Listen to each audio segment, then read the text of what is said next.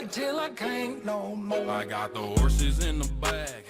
Horse stock is attached. Assalamualaikum warahmatullahi wabarakatuh. Perkenalkan, nama saya Awal Saputra.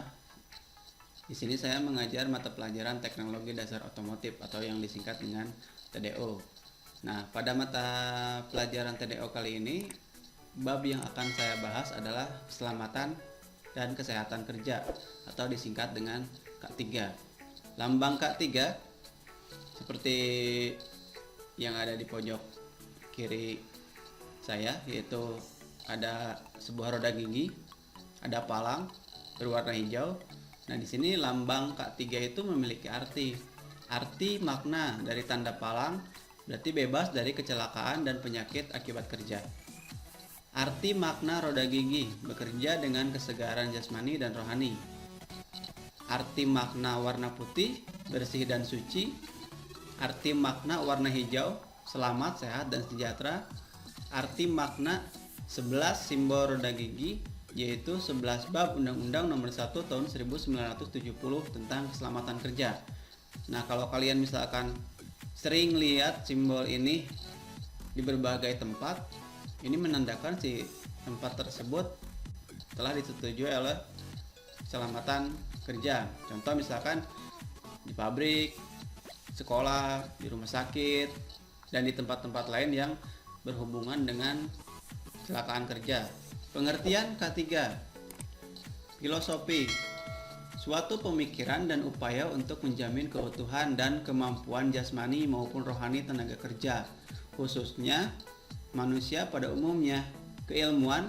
Semua ilmu dan penerapan untuk mencegah terjadinya kecelakaan kerja, penyakit akibat kerja, kebakaran, peledakan, dan pencemaran lingkungan. Tujuan K3. Kenapa sih harus diikut sertakan K3 dalam sebuah proses perusahaan, sekolah, dan sebagainya? Resiko rentan kecelakaan kerja ada pada lingkungan, ada pada diri kita. Nah, yang pertama, tujuan K3 yang pertama, 1. Melindungi dan menjamin keselamatan setiap tenaga kerja dan orang lain di tempat kerja. 2. Menjamin setiap sumber produksi dapat digunakan secara aman dan efisien. Yang ketiga, meningkatkan kesejahteraan dan keproduktivitas nasional.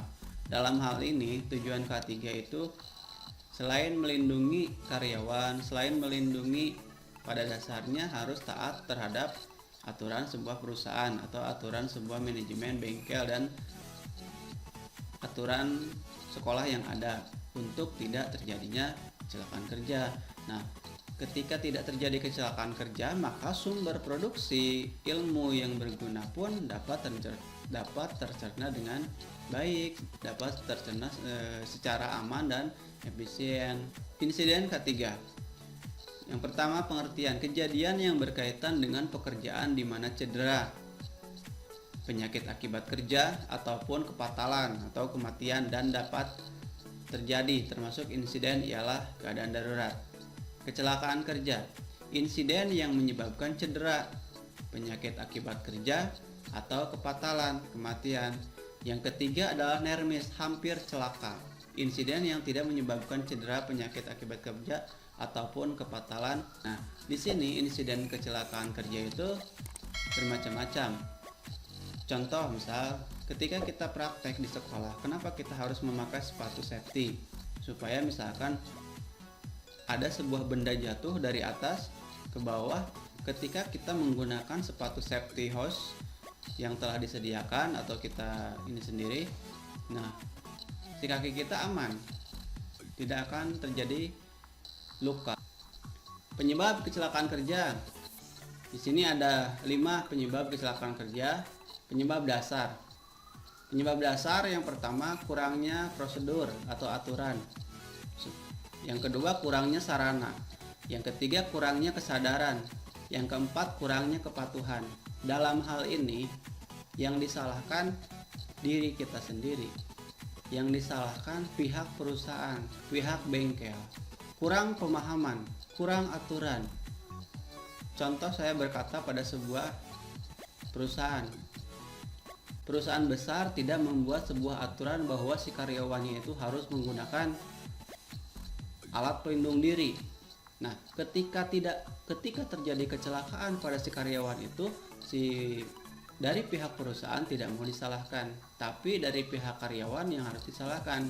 Nah, itu berbanding terbalik dengan Undang-Undang Ketenagakerjaan. Nah, kurangnya sarana.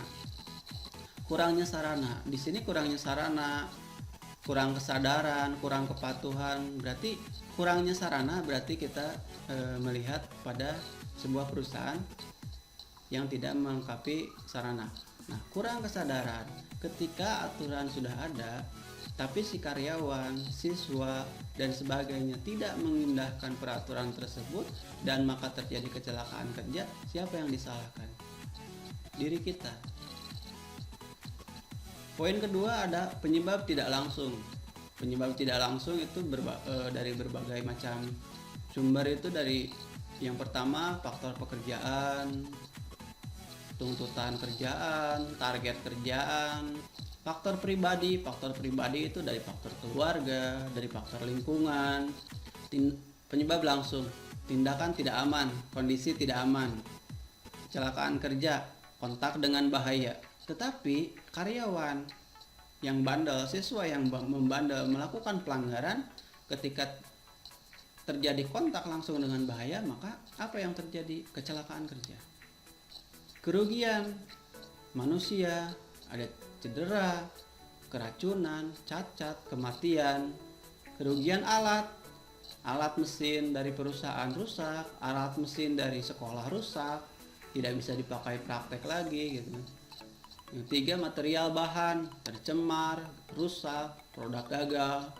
Yang keempat, lingkungan tercemar, rusak, bencana alam. Budaya 5R. Dalam keselamatan kerja terdapat budaya 5R. 5R adalah cara atau metode untuk mengatur, mengelola, mengorganisir tempat kerja menjadi tempat kerja yang lebih baik secara berkelanjutan. Tujuannya untuk meningkatkan efisiensi dan kualitas tempat kerja. Manfaatnya, meningkatkan produktivitas, meningkatkan kenyamanan, mengurangi bahaya, menambah penghematan. Apa 5R? 5R, ringkas, rapih, resik, rawat, rajin. Ini adalah sebuah contoh dokumentasi penerapan 5R di tempat kerja, di mana barangnya rapi, ringkas, resik, rajin. Baik, demikian penjelasan saya, paparan materi saya tentang keselamatan kerja di mata pelajaran teknologi dasar otomotif. Semoga bermanfaat, semoga berguna untuk kita semua, dan kita bisa menerapkannya di lingkungan, bisa menerapkannya di sekolah, bisa menerapkannya di tempat kerja. Oke, demikian penjelasan dari saya. Assalamualaikum warahmatullahi wabarakatuh.